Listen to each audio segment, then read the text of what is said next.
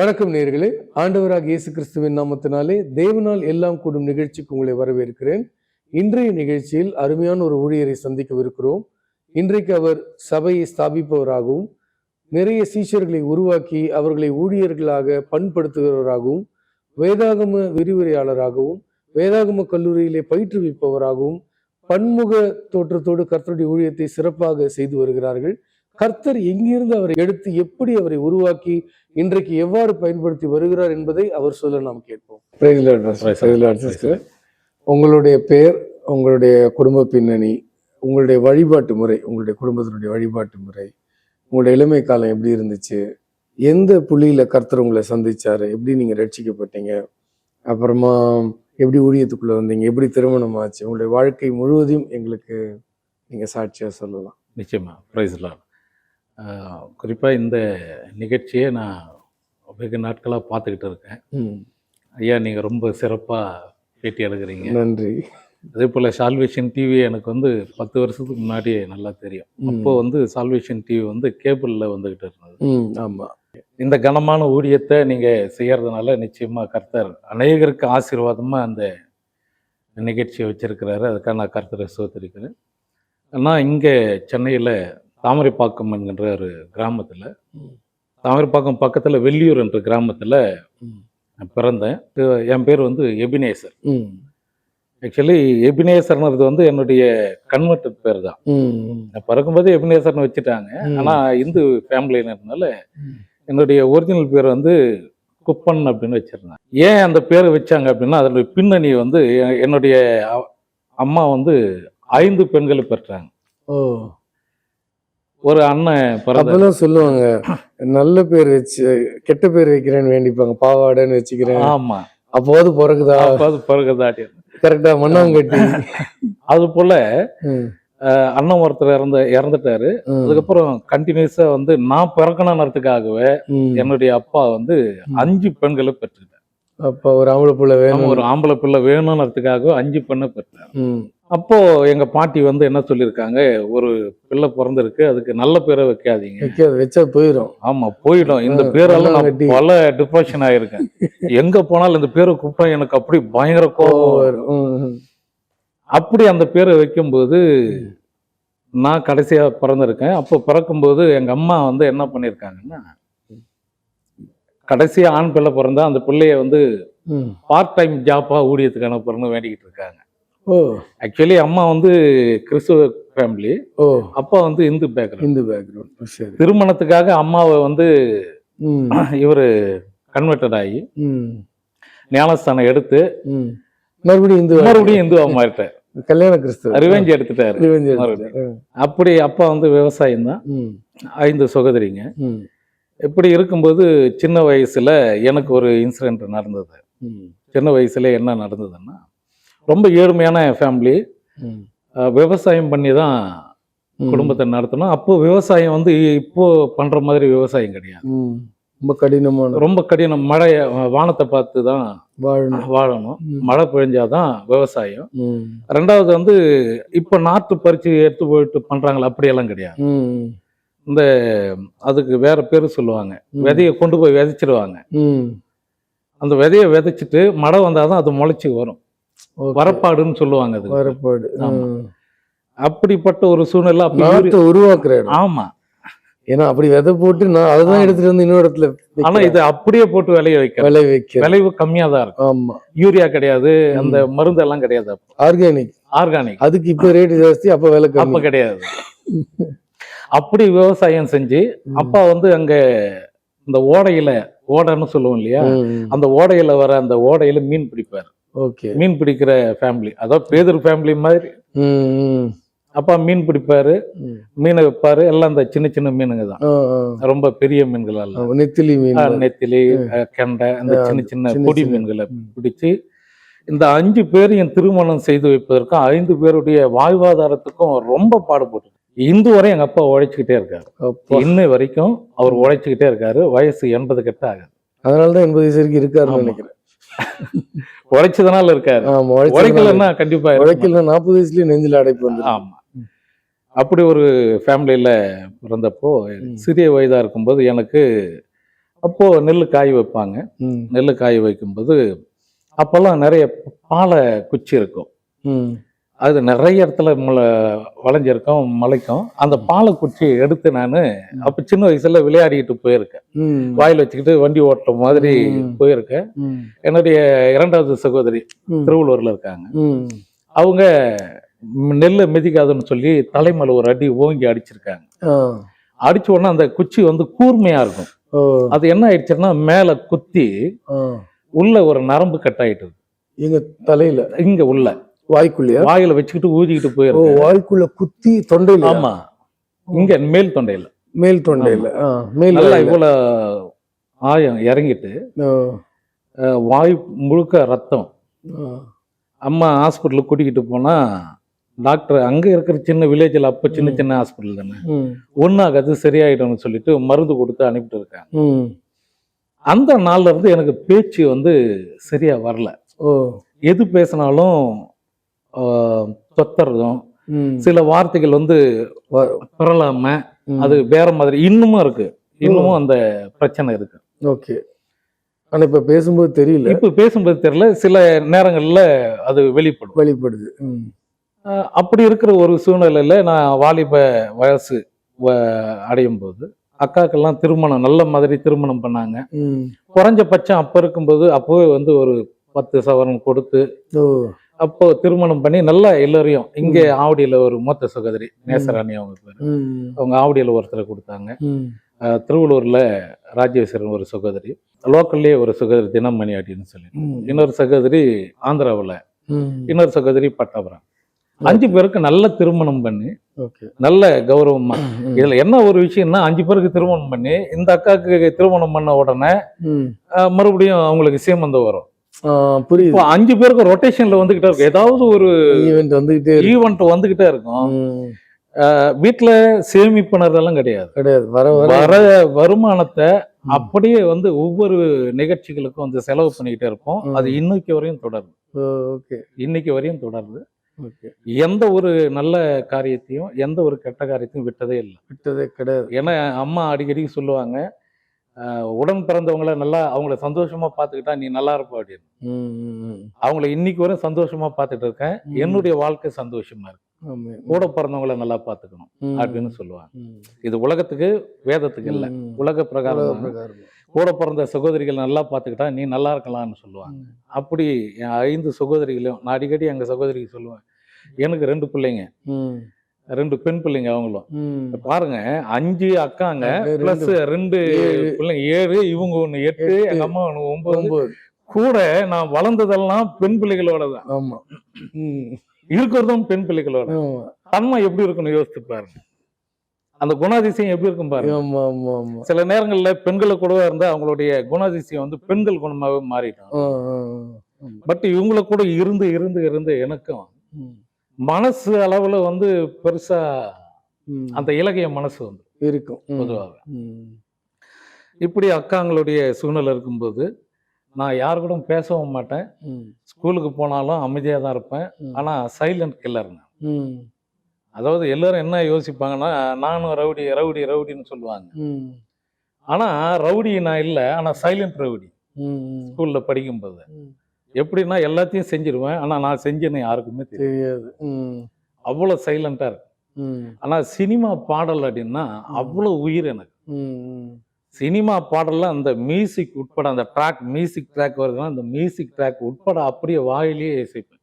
Okay. ம். மாடு மேய்க்கும்போது, வேலை செய்யும்போது, எல்லா காரியத்திலும் அந்த சினிமா பாடல்கள்ல உடல்ல ரத்தத்துல ஊறிச்சுட்டாங்களே, அப்படியே ரத்தத்துல ம். ஊறின ஒரு சம்பவம். ஓகே. அப்படி இருக்கிற ஒரு சூழ்நிலையில 10th போறேன் நானு. ம். 10வது படிக்கும்போது அப்போல்லாம் வெளியூர் ஸ்கூலுன்னா ரொம்ப ஃபேமஸ்.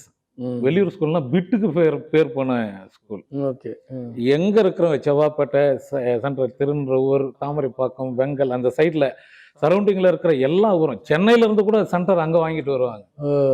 ஏன்னா அங்க என்ன பண்ணுவோம்னா எக்ஸாம் எழுதுவோம். ம். எக்ஸாம் எழுதுனா பக்கத்துல புக் வச்சுக்கிட்டே எழுதுவோம். ஓகே. பப்ளிக் எக்ஸாம் அப்படிதான் எழுதணும். ம். ம். அப்படி ஒரு சூழ்நிலை அங்க. ம். இந்த 10th படிக்கும் போதெல்லாம் நாங்க படிக்கிற காலகட்டத்துல அதுதான் சைலண்ட் கில்லர்னு சொல்லிட்டேன் ம். இல்லையா? ம். டீச்சர்ஸை மதிக்கவே மாட்டோம். ம். டீச்சர்ஸ் எதனா சொன்னாங்கன்னா டீச்சர்ஸை அடிக்கிறது. ஓ! அங்க அந்த லோக்கல் ஆட்களை பார்த்தாங்கன்னா டீச்சர்ஸ் எதுவும் கேட்க மாட்டாங்க. ம். அந்த அளவுக்கு ஒரு ரவுடித்தனம். ம். கட் பண்ணிட்டு சினிமாவுக்கு போறது, ம். கட் பண்ணிட்டு சுத்துறது, அங்க பக்கத்துல ஏரி இருக்கும், ஏரியில குளிக்கிறது. ம். இப்படி படிக்கிற காலத்துல படிக்கவே இல்லை. நாங்க ஒரு 10, 15 பேர் இருப்போம் எங்க டீம்ல. ம். அதுலயே பெஸ்ட் யாருன்னா நான் தான். ஓ!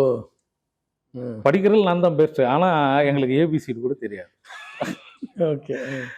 இங்கிலீஷ்னாவே அவ்வளவு வெறித்தனமா இருக்கும். இந்த இங்கிலீஷை கண்டுபிடிச்சவன் யாருறான்ற மாதிரி இருக்கும். ம். 10th படிக்கிற வரையுமே இங்கிலீஷ்ல ஏபிசிடி தெரியாது. ம். ஆனா அந்த அளவுக்கு அந்த காலகட்டத்துல ஓகே. பப்ளிக் எக்ஸாம் எழுதுறோம். பப்ளிக் எக்ஸாம் எழுதினப்போ ஃபெயில். ம். எல்லா சப்ஜெக்டும் பாஸ். ம். தமிழ் மட்டும் ஃபெயில். ம். ஆனா இங்கிலீஷ் ஒன்றும் தெரியாது. இங்கிலீஷில் பார்த்தீங்கன்னா 40க்கு மேல. ம். அப்போ எப்படி எக்ஸாம் எழுதுவேண்டான்னா நான் எழுதுனதை சொல்றேன். ம். எக்ஸாம் எப்படி எழுதுனா கொஸ்டின் பேப்பர் மேலே போட்டு இருப்பான். 2 பேராகிராஃப் கொஸ்டின் இருந்தேன்னா நாங்கள் இங்கிருந்து ஆரம்பிச்சு அங்கே எடுத்து போய் முடிப்பேன். அவங்க கேட்ட கொஸ்டினையே அப்படியே உல்டாவா எழுதி மார்க் வாங்கணும். ம். அப்படி ஒரு சூழ்நிலையில ஃபெயில் ஆயிட்டேன். ஃபெயில் ஆன உடனே எனக்கு அண்ணன் ஒருத்தர் இருந்தாரு. பெரியப்பா பையன். நீ பாஸ் ஆனாலும் ஃபெயில் ஆனாலும் வந்துரு அம்பத்தூர்ல அதுதான் வேலை நிறைய இருக்கு, ம். வேலை வாங்கி கொடுக்குறன்ற அந்த தைரியத்துல அவர் அடிக்கடி வீட்டுக்கு வரும்போது 14, 16 வயசுல குடிக்க ஆரம்பிச்சேன். ஓ! 16 வயசுல முதல் முறையா எங்க அண்ணன் எனக்கு பீர் வாங்கி கொடுக்குறாரு. ம். குடிச்சேன். ம். குடிச்சு அடிக்ட் எல்லாம் கிடையாது. ம். ஜஸ்ட் ஃபார் குடிச்சேன் அவ்வளவுதான். ஓ! குடிச்சிருக்கேன், ம். பீடி பிடிச்சிருக்கேன். ம். அந்த காலத்துல பாக்கு, ம். அந்த பாக்கு போட்டிருக்கேன். ஓகே. எல்லாத்தையும் வந்து டச் பண்ணியிருக்கேன். ம். ம். இது போக என் ஃப்ரெண்டுங்களோட சேர்ந்து ம். வயல்ல போய் நெல்லு திருடுவோம். ம். வயல்ல போயிட்டு நெல்லு திருடுவோம். எப்படி அப்படின்னா அறுத்து வச்ச நெல்லெல்லாம் திருட மாட்டோம். ம். இந்த வயல்ல நின்றுகிட்டு இருக்கிற அந்த நெல்லை என்ன பண்ணுவோம், சென்டரா போயிடுவோம். சென்டரா போயிட்டு ம். தவளை போட்டுட்டு அந்த நெல்லை வந்து அப்படியே கசக்குவோம். ம். ம். அதுல நெல் நிறைய வந்ததுன்னா அதை கொண்டு போய் கடையில போட்டு பிஸ்கெட்டு, பர்பி, ஓ! தேங்காய் பிஸ்கெட்டு, ஓகே. அது போல பிஸ்கெட்டை வாங்கி என்ஜாய் பண்ணுவோம் ஜாலியாக. ம். அப்படி போய்கிட்டு இருந்த ஒரு சூழ்நிலையில வேலைக்கு போகணுன்ற ஒரு ம். நிலை. அப்போ முதல்ல லாரி கிளீனரா வந்து போறேன். எங்க பெரிய பையன் வந்து லாரி கிளீனரா என்னை முதல்ல அழைக்கிறாரு. ம். லாரி கிளீனரு ரெட்டிங்ஸ்ல இருந்து திருச்சிக்கு முதல் முறையா என்னை ஏற்றி விட்டுரு. அவர் வண்டியில் கூட இல்லை, இன்னொரு வண்டிக்கு கிளீனர்கள் ஏற்றி விட்டுரு. ஏத்தி விடுறாரு. எனக்கு பயம் தனியா போறதுன்னா. ம். சரி பரவாயில்ல போகலாம் அப்படின்னு சொல்லிட்டு ம். புறப்பட்டு போகும்போது சரியா மேல்மருவத்தூர்ல கொண்டு போய் இந்த டிரைவர் ஓரம் கட்டுறாரு. ம். ஓரம் கட்டுறதுக்கு முன்னாடி 2, 3 ஸ்டாப்புக்கு முன்னாடி ஒரு 2, 3 இடத்துல சில பெண்கள் வந்து கை போடுறாங்க. ஓ! நான் என்ன நினச்சிக்கிட்டு சொல்கிறேன், இவர் டிரைவர் பார்த்து, அண்ணே பஸ் இல்லாத நிற்கிறாங்க பாவம், அவங்கள ஏற்றிக்குங்க ம். அப்படின்னு இவங்க சொல்கிறேன். அவர் சிரிச்சுக்கிட்டு வர்றாரு. ம். ஆனால் கை போடுறவங்க யாருன்னு அந்த ஏஜுக்கு எனக்கு தெரியல. கொஞ்சம் தூரம் போன உடனே அவரே நிறுத்திட்டு ஃபர்ஸ்ட் டைம் அப்பதான் நான் அவரை போட போறேன், நீ வண்டியை பார்த்துக்கு தம்பி அப்படின்னு சொல்லிட்டு வண்டியை கொடுத்துட்டு இவர் போயிட்டு என்னவோ பண்ணிட்டு வந்துட்டாரு. வந்த உடனே என்ன வண்டி ஸ்டார்ட் பண்ணி ஓட்டுன்றாரு. ஐயோ! எனக்கு அது கீர் எது, ஸ்டேரிங் எது, கிளட்சி எது, பிரேக் எது எதுவுமே தெரியாது. ஓட்டு அப்படின்றார். முதல் தடவை நான் ஆர்வத்தில் வண்டியை எடுத்துட்டேன். மேல்மருவத்தூர் போகுது வண்டி. வண்டி சைடா ஓட்டிக்கிட்டு இருக்கேன். நான் வளைஞ்சு போய்கிட்டு இருக்கு வண்டி. நைட்டில் கரெக்டாக ஒரு மணி இருக்கும். அப்போல்லாம் அந்த அளவுக்கு டிராஃபிக் கிடையாது, வண்டி கிடையாது. இப்போ இவர் போகிறத நான் பார்த்தேன். இவருடைய சூழ்நிலை எல்லாத்தையும் நான் பார்க்கும்போது இது தவறாக இருக்குன்னு தெரிஞ்சுக்கிட்டு அண்ணங்கையில் வந்து இது மாதிரி இருக்குது, நான் அவரை கூட போக மாட்டேன் அப்படின்னு சொன்ன உடனே அடுத்த அவரோடு கூட நான் ட்ராவல் பண்ண ஆரம்பித்தேன். லாரி கற்றுக் கொடுத்தாரு. லாரியை கற்றுக்கிட்டு லாரி ஓட்ட ஆரம்பித்தேன். அவருக்கு ஹெல்ப்பாக கிளியராக தான் குடும்ப சூழ்நிலைக்காக போயிருக்கிறோம்னு சொல்லிட்டு அதுக்கப்புறம் அம்மாவை பார்த்து ஒரு வேலை ஒன்று ரெடி பண்ணாங்க. இங்கே அம்பத்தூரில் பாம்பே பேஷன் ஒரு எக்ஸ்போர்ட் இருந்தது. அந்த எக்ஸ்போர்ட்டில் வேலை செஞ்சேன். போயிட்டு அந்த எக்ஸ்போர்ட்டில் வேலை செஞ்சு இங்கே அம்பத்தூர் டன்லப்பில் இருந்து அம்பத்தூர் எஸ்டேட் வரையும் நடந்தே போகும்.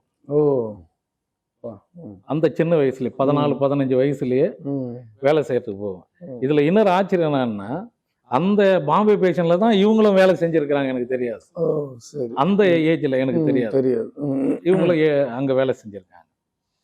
அங்க டன்லப்ல வேலை செஞ்சுட்டு இங்க இருந்து டன்லப்ல இருந்து அங்க போய் வேலை செஞ்சுட்டு அப்படியே வீட்டுக்கு வாரத்துக்கு ஒரு முறை தான் போவேன்.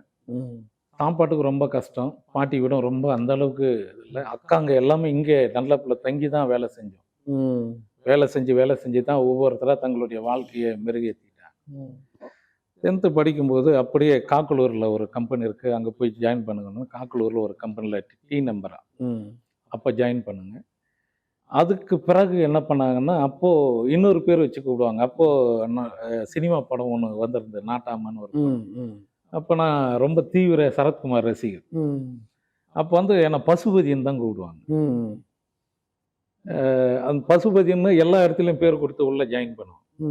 அப்போ அந்த பேர் எனக்கு ரொம்ப பிடிச்சிருந்தது. இந்த குப்பன்ற பேரோட பசுபதினு ரொம்ப நல்லா இருக்கு. ஆமா அப்படின்னு எல்லாரும் பசுபதினு கூப்பிட ஆரம்பிச்சு.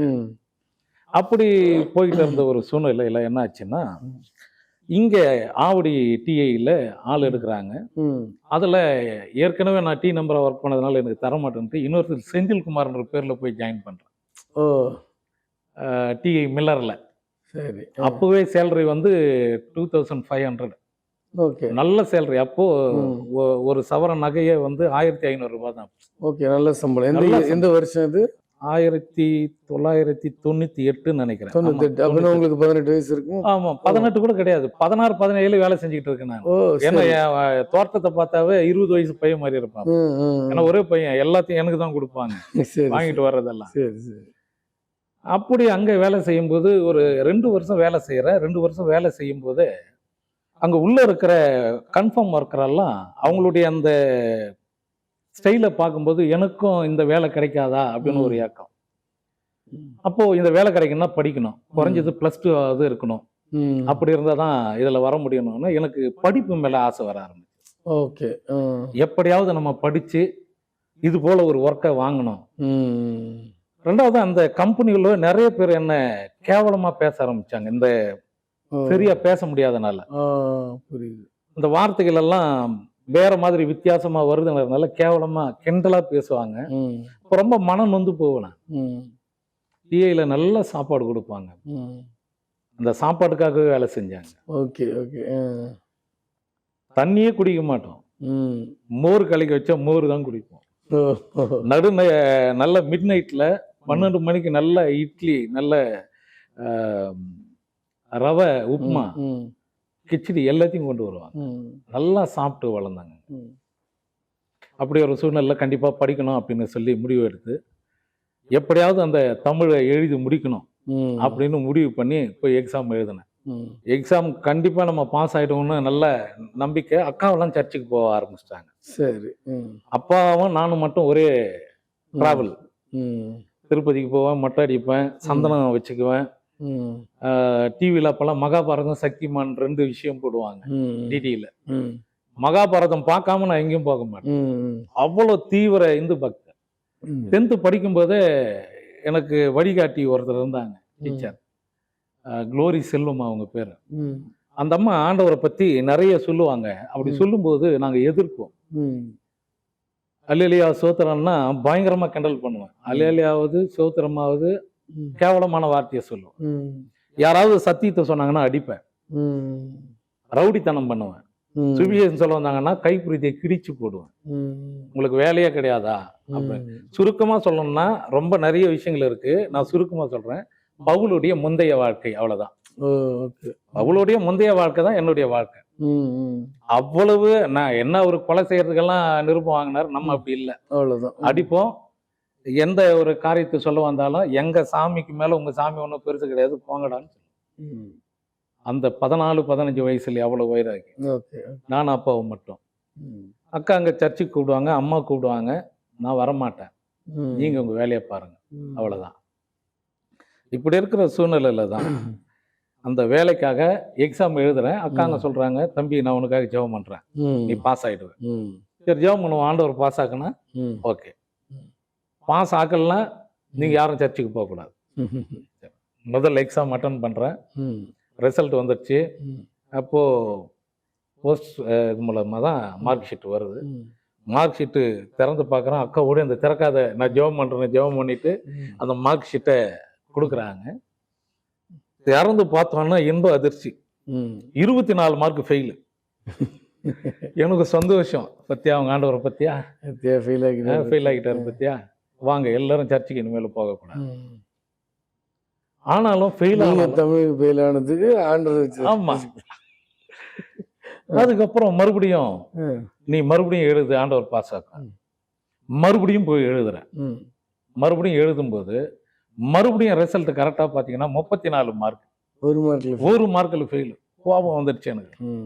மார்க் ஷீட்டை மடிச்சு மறுபடியும் அட்டன் பண்ற அந்த கவர்லயே போட்டு ஒரு மார்க் போட்டா நான் பாஸ் ஆயிருக்க மாட்டேன்னா பின்னாடி பென்சில் எழுதி அமைச்சிட்டேன். இது போய் சேர்ந்தது போல இருக்கு. நான் அதுக்குள்ள இங்கே வேலை செஞ்ச அந்த டி நம்பர் ஒர்க்கெல்லாம் ஃபினிஷ் ஆயிடுச்சு. 6 மாதம் அல்லது 1 வருஷம் தான் ஒர்க்கு. மறுபடியும் விவசாயம் செய்ய ஆரம்பிச்சிட்டேன். அப்பாவோட போயிட்டு உதவி செய்ய ஆரம்பிச்சிட்டேன். கைநிலை வேலை செஞ்சுக்கிட்டு இருக்கோம். இதே லெட்டர் வருது, ஆண்டவருக்கு பாஸ் பண்ணுவாருன்னு சொல்றாங்க. ஒருத்தர் லெட்டர் கொண்டு வராரு கைனிக்கு. அந்த கைனில வேலை செய்யறவர் கொண்டு வராரு, உன் பேர்ல லெட்டர் வந்திருக்கு. மறுபடியும் திருப்பி பார்த்தா 34 தான். ரொம்ப கஷ்டமாயிடுச்சு.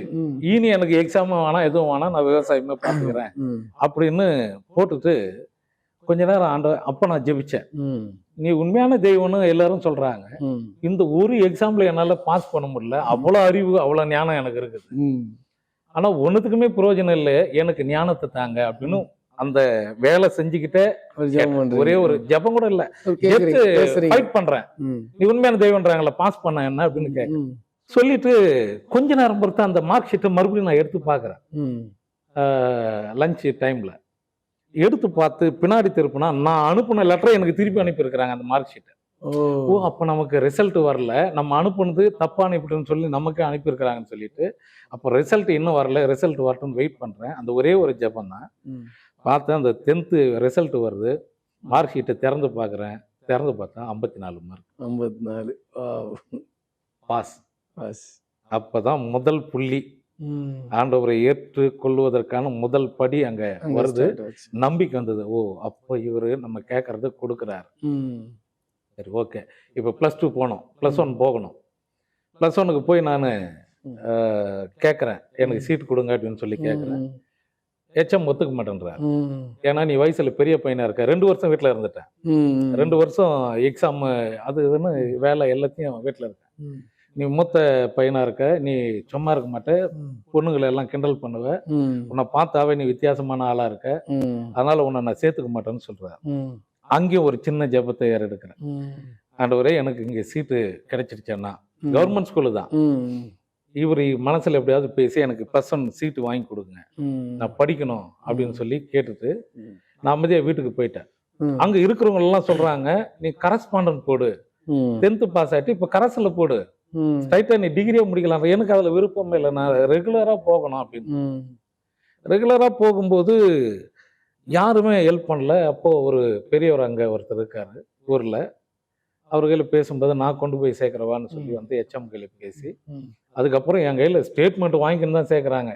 பொண்ணுங்களுக்கு ஒன்னால் எந்த பெண்களுக்கும் பாதிப்பு ஏற்படக்கூடாது, ஏற்பட்டால் டிசியை கொடுத்துருவேன் அப்படின்னு எழுதி வாங்குறேன். அப்பதான் முதல் முறையா போகிறேன். அப்பதான் எனக்கு ஆண்டவருடைய அந்த சீட்டு கிடைச்ச உடனே இன்னும் நம்பிக்கை கூட ஆரம்பிச்சு. ம். இப்போ 2வது ஜெபத்துக்கு நமக்கு பதில் கிடைச்சிருச்சு. ம். சரி, இனி இவரை நம்ம விடக்கூடாது அப்படின்னு சொல்லிட்டு, அப்போ கூட சந்தனம் போட்டு வைக்கிறதும், ம். அது வைக்கிறதுங்க, ஸ்கூலுக்கு வர்றதும் அப்படியா இருக்கிறேன். ம். அப்போ அங்கே ஊழியம் செய்வதற்கு பாஸ்டர் சுந்தரராஜன் ஒருத்தர் வந்து ஊழியம் பண்றார், சர்ச் ஆஃப் கிரைஸ்ட். ம். ஊழியம் பண்ணும்போது அங்கே பெண்கள் ஐக்கியம் இருந்தது. ம். பெண்கள் ஐக்கியம் வந்து தினந்தோறும் ஒரு குடும்பத்தில் ஜெபம் பண்ணுவாங்க. ம். இந்த ஜெப கூட்டத்தில் ஒரு வீட்டில் ஜெபம் பண்ணும்போது என்னை வந்து கூப்பிடுறாங்க, தம்பி நீ வா, ம். வீட்டில் ஏன் சும்மா இருக்கிற வா அப்படின்னு சொல்லி இந்த சகோதரிகள்லாம் கூப்பிடுறாங்க. ம். சரி, சும்மா தானே இருக்கிறோம், போய் என்னதான் பண்றாங்க பார்க்கலான்னு சொல்லி ம். உட்காந்தா, ம். போன உடனே ஒரு பாட்டு பாடுன்னு சொல்லிட்டாங்க. ம். போன உடனே பாட்டு. ம். அப்போ அக்கா எல்லாம் அந்த டேப் ரெக்கார்டர் தான் இருக்கும். ம். அக்கா டேப் ரெக்கார்டர்ல பெர்குமன் செய்ய பாட்டெல்லாம் போடுவாங்க. ம். அது சிலது கேட்டிருப்பீங்க. அது உங்களுக்கு சிலதுல வர நிறைய பாடல் கேட்பேன். ம். அப்போ அவங்க பாடும்போது இஸ்ரவேலே பயப்படாதே அந்த ம். பாட்டு அப்போ ரொம்ப அடிக்கடி போடுவாங்க வீட்டுல. ம். அப்போ அந்த பாட்டை கேட்ட உடனே நான் பாடலாம் அப்படின்னு சொல்லி ஆரம்பிக்கிறேன். ம். இஸ்ரவேலே பயப்படாதே அந்த பாட்டை ஆரம்பிச்சு பாடி முடிச்சேன். அது ஐப்பிச்சில் வேற இருக்கும். சாங். அந்த ஐப்பிச்சில் பாடினோடனே இவங்க வந்து அப்படியே கட்டி பிடிச்சி தழுவிக்கிட்டாங்க. ம். என்ன குரல், ஏன் இப்படி பாடுற அப்படின்னு சொல்லி அவங்க மோட்டிவேஷன் பண்ண உடனே ம். அன்னைக்கு ஆரம்பிச்சேன் பாடுறதுக்கு. ஆண்டவருக்கு. ம். ம். யாரையும் உயிரோட விடக்கூடாது, நம்ம பாடியே சாகடிக்கணும் முடியும். ம். அந்த ஒரு பாட்டு பாடினோன்னா மறுநாள் அவங்க சொன்னது, ம். மறுநாள் பைபிள் படிக்க ஆரம்பிச்சேன். ம். அந்த மோட்டிவேஷன் ம். பைபிளை படிக்க ஆரம்பிச்சேன். நான் படித்த முதல் புத்தகமே யோபு புத்தகம். ஓகே. சங்கீதம் அங்கே எங்கே எதுவும் போல, யோபுக்கு ஸ்ட்ரைட்டாக போயிட்டேன். ம். யோபு புத்தகத்தை படிச்சுட்டு அந்த முதல் அதிகாரத்தை படிச்சுட்டு ம். ஒரு ஏப்பர் ஷீட் மாதிரி, அப்போ வெறும் ஷீட் தான், நோட் பேப்பரை கிடிச்சு அதில் எழுத ஆரம்பித்தேன். ம். யோகுடைய பிரசங்கத்தை எப்படி நம்ம பிரசங்கம் பண்ணணுமோ அப்படி எழுதுறேன், நானே எழுதுறேன். ம். எழுதி முதல் பிரசங்கம், அதாவது முதல் நாள் பாட்டு, 2வது நாள் பிரசங்கம் பிரசங்கம். ஃபாஸ்ட் ட்ராக்ல போகுது. ஃபாஸ்ட் ட்ராக்ல போய்கிட்டே இருக்கு. ம். முதல் பிரசங்கம் பண்றேன், ஜனங்க அழறாங்க. ம். எனக்கு விளங்கல, நான் சாதாரணமா தானே பண்ணிக்கிட்டு இருக்கேன் ம். ம். அப்படின்னு. ம்.